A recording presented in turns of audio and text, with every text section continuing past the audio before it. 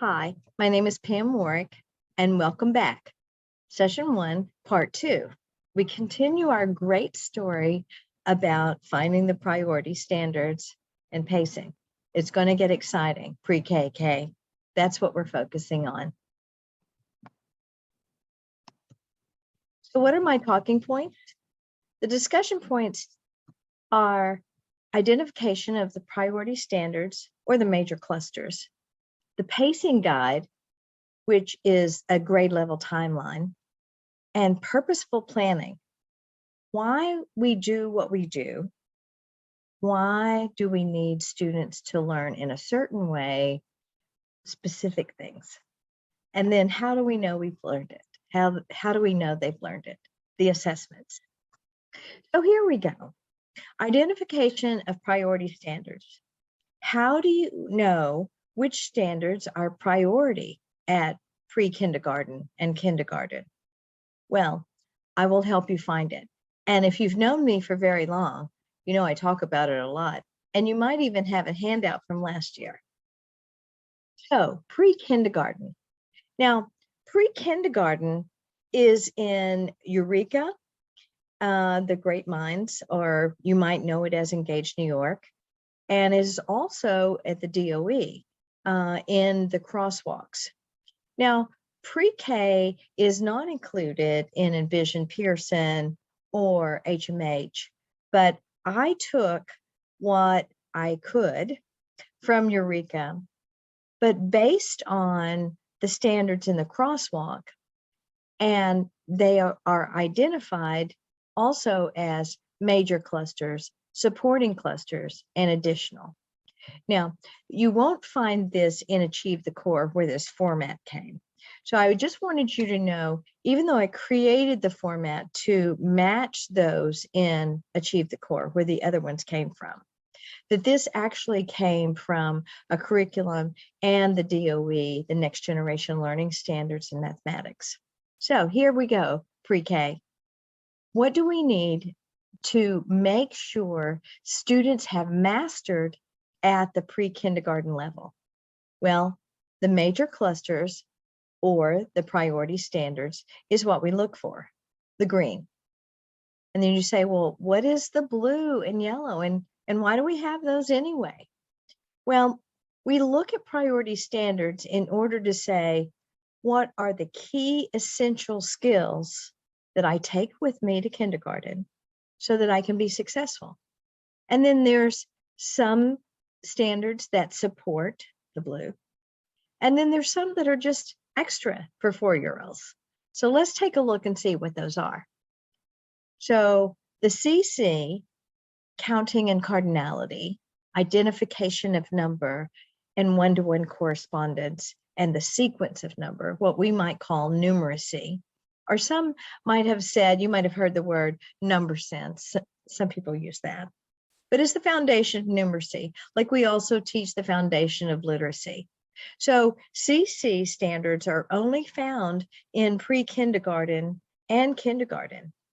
Those belong to you guys. And if they only belong to 2 grade levels, you know they're going to be priority.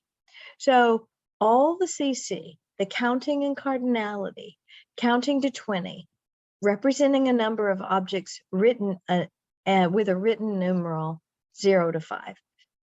Then understanding the relationship between numbers and quantities. Those are like greater than, or the next number is, what's the one that comes before that? Usually that's where we introduce a number line, or like a frog hopping down. We will look at all those strategies later on in other sessions.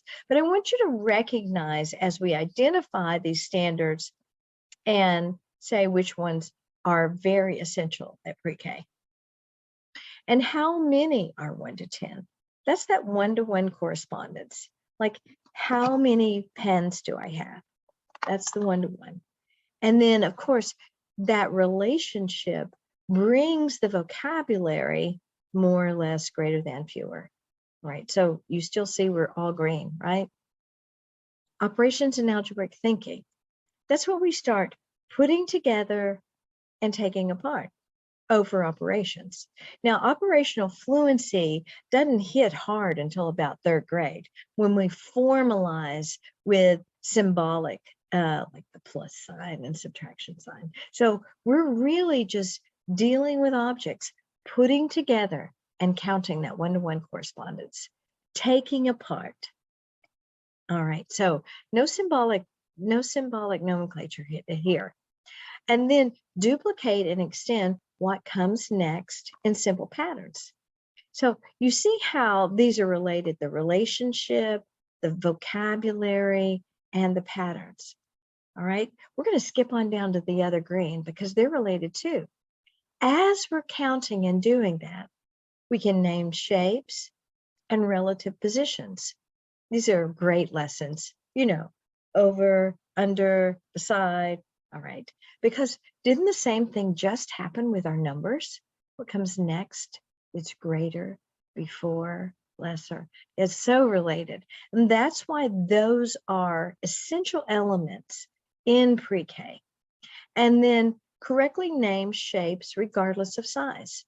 It's so interesting. I just love it that, you know, we recognize this as a triangle, but we can tell a student's mathematical maturity if we show it like this, and they go, I don't know, that's not a triangle. Triangles have the pointing up.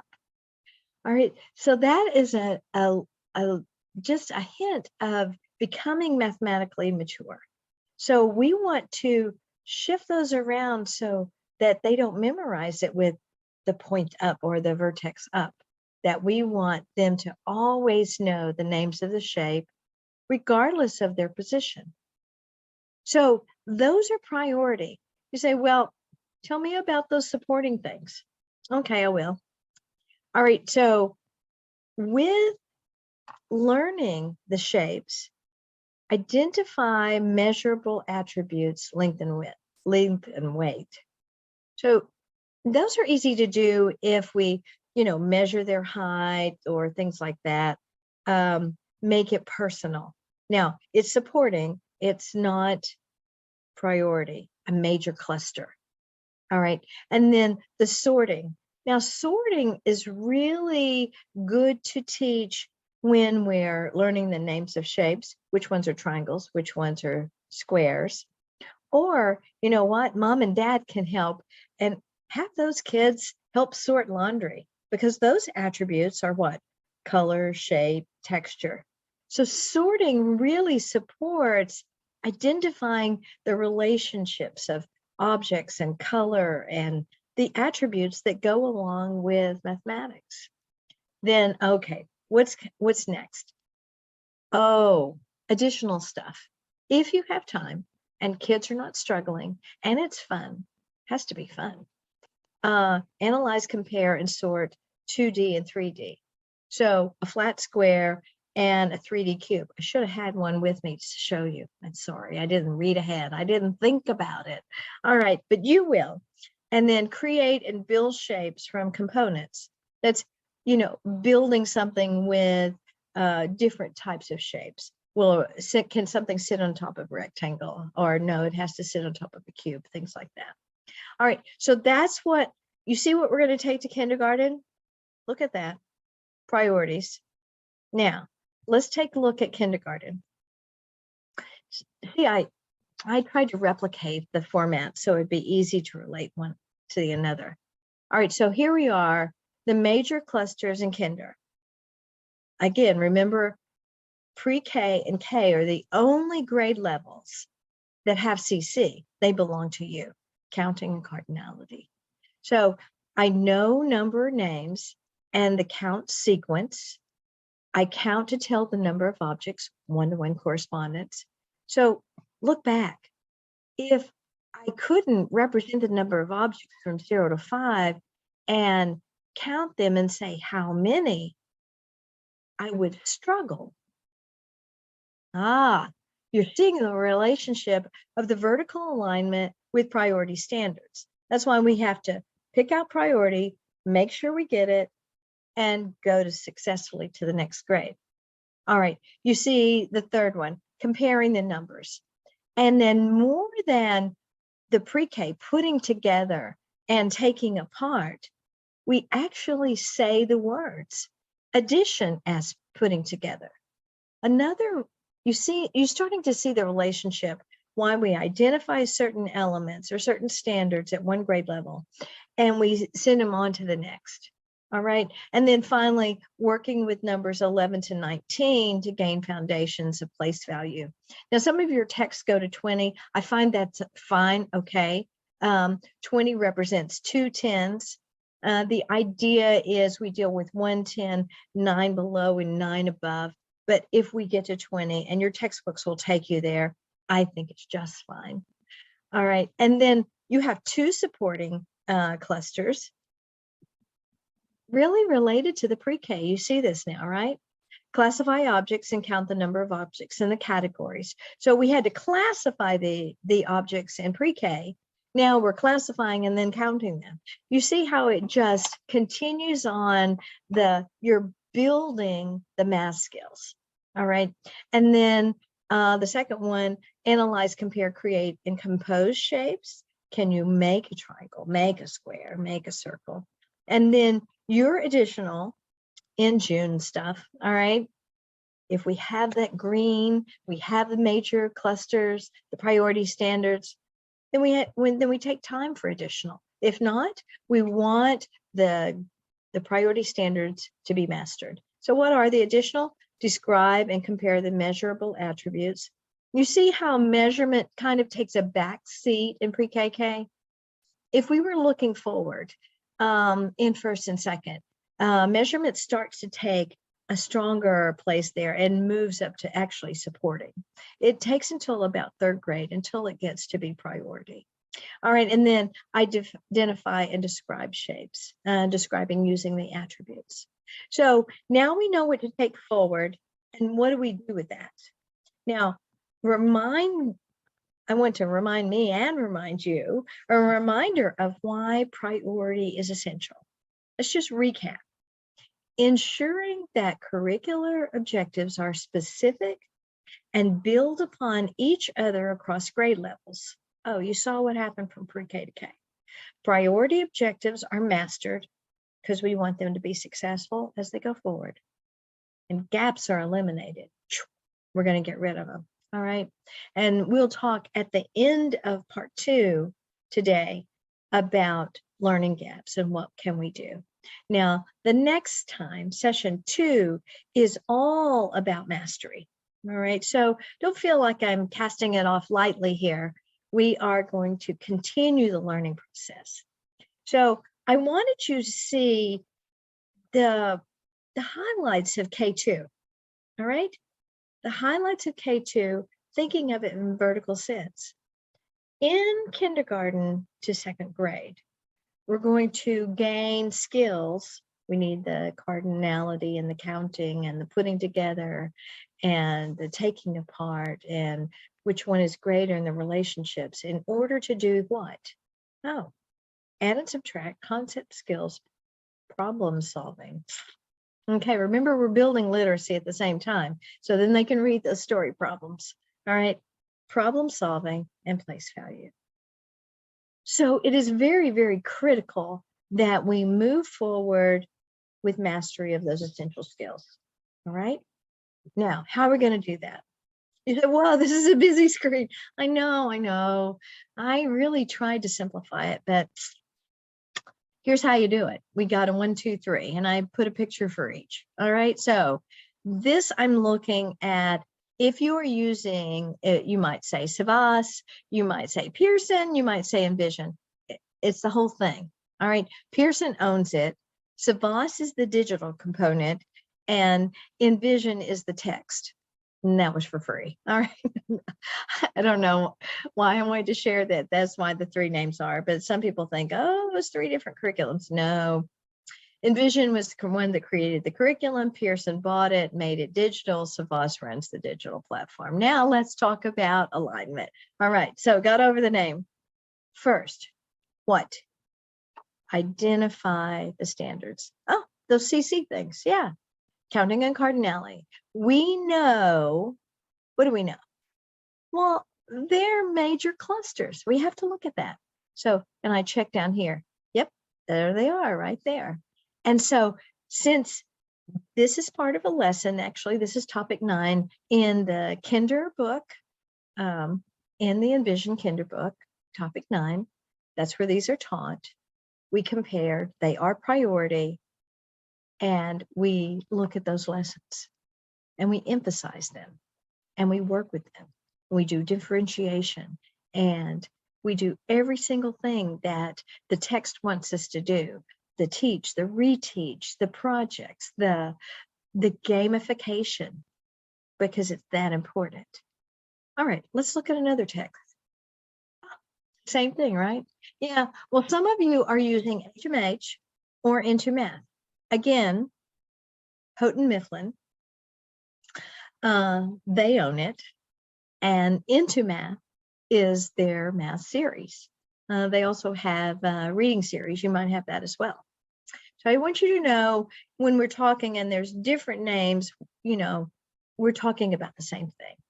So here we look, first, you can browse by modules or browse by standards. And with the standards, I found out what modules it's in, but, oh, I shouldn't check of that first. Second, all right, standards, and then what do I do? Oh, yes, which ones are priority? Okay, so I know representing and counting to 20, actually counting to 19, we talked about that earlier, is priority. And so then I go to module 17 and I choose those lessons. Now, I was talking to a kinder teacher the other day. Module 17 is way down the road. And so if we are, you know, going a little bit slower because we needed to know our curriculum and getting used to these lessons, we don't pick up pace and speed through stuff. What do? The whole point of this, we identify the priority standards. Those are the ones we teach first to mastery. Yeah. All right. Let's look at one more. You know, it's the same thing. I'm going to do Eureka.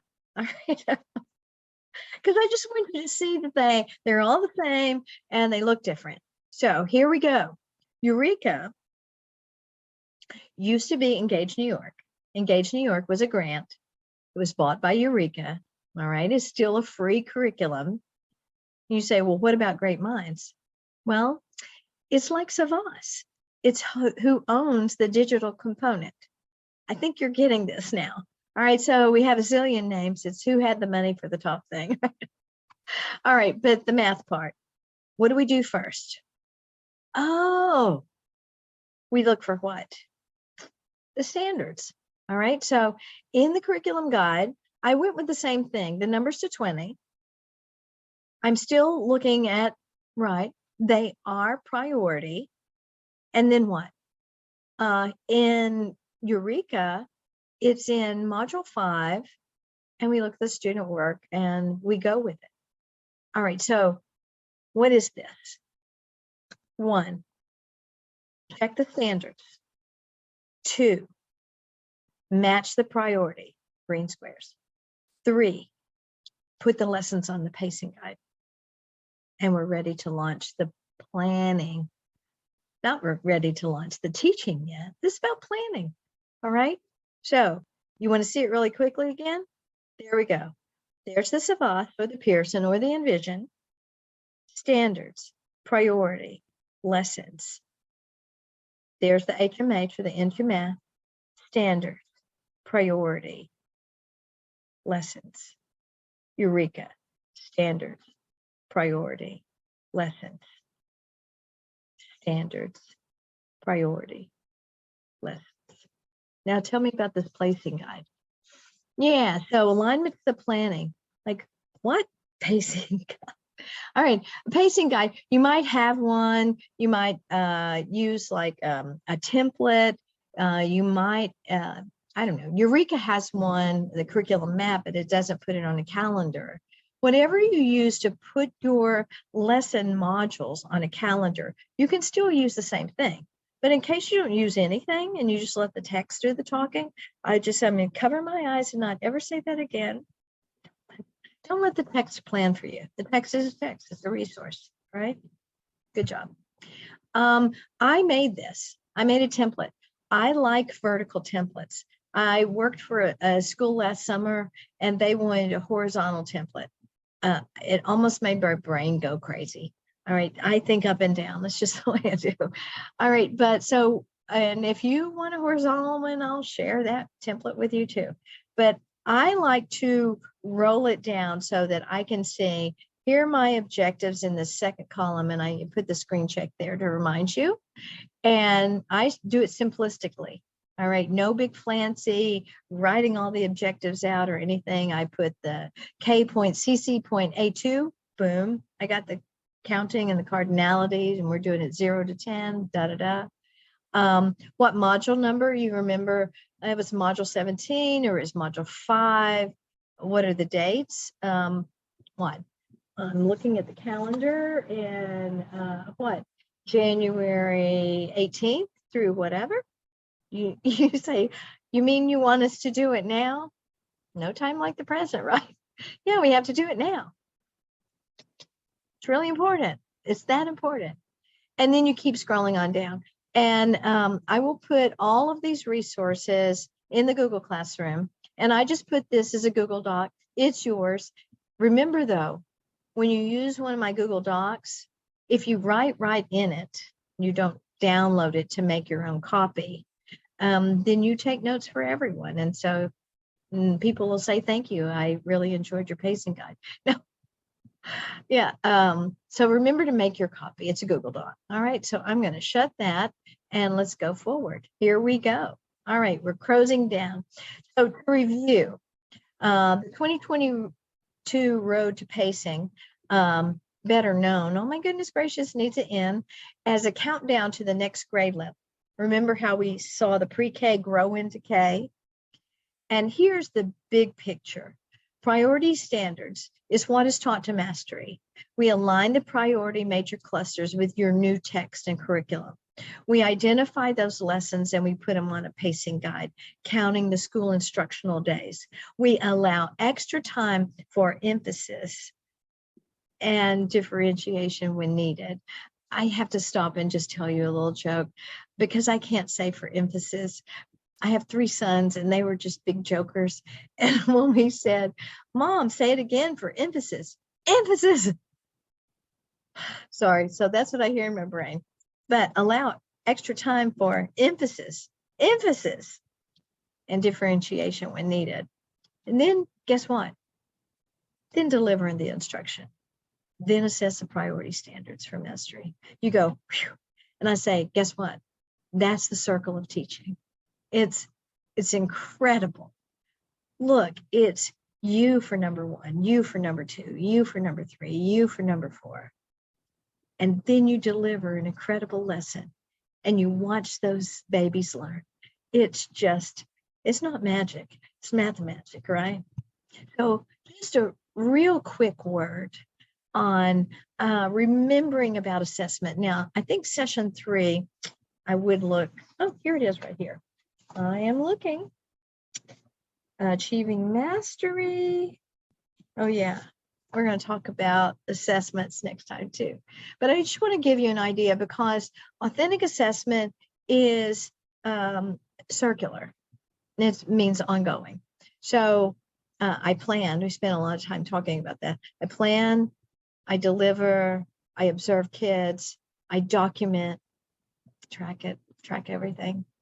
You review, you make decisions made on data, what they know, and we plan again, maybe differentiated lesson, maybe some gamification, whatever is needed. And then we deliver and observe. Okay. And that's the authentic circle. That happens every day. We don't have to wait until, oh, quiz on Friday. Oh my gosh, they didn't learn anything from Monday through Friday. And that's too late.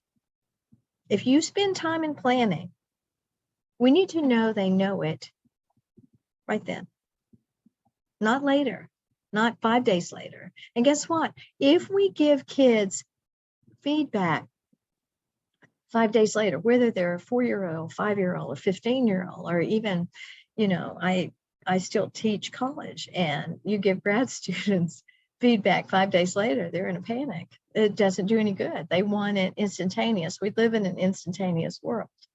All right, so authentic is a really good way to start. And we won't spend time on it today, but just a flashback, and I'll put these links, but I will formally talk about building portfolios, especially in the pre-KK 1 and 2 also, because the learning is developmental. And so to put it down to an interview or a paper pencil assessment is not what they're ready for. Now, especially in kinder, we have to do that somewhat. But in pre-K, it should be really authentic learning, authentic assessment. So think about that and take a look at these. All right, because we're closing in on 30 minutes. Now, we looked at these in part 1, and I just wanted to remind you where to find out about the learning gaps. We have a couple of minutes. Just go there really quickly. All right, and so, I thought I had that open. I do. Here you go. And so kinder, and let's look at, I told you that belongs to you guys, and you can look at it and get extra problems and see what are some tasks, some things that we could do for extra emphasis when we are doing this. All right, so that's just a quick commercial on those and letting you see that from part 1. Closing, if you know me, I'm about retention. Look how much time we've spent talking about planning, talking about priority standards. And if we just did that much time and then you're going to do that, that's really a lot of time on planning. So when you deliver that lesson, you want those guys to remember. You want them to retain that information. That's what mastery is. Remember conceptual understanding? I own it. I use it somewhere else. I recall real fast. I can do that best when I build in experiences. Like when I say emphasis, you'll think of my boys, emphasis. All right, experiences, personal, real life. Make mathematics real. It's nice to count pens, but let's count things that they know and relate to. And then what? Close the lesson. So, as a recap, no pun intended, right?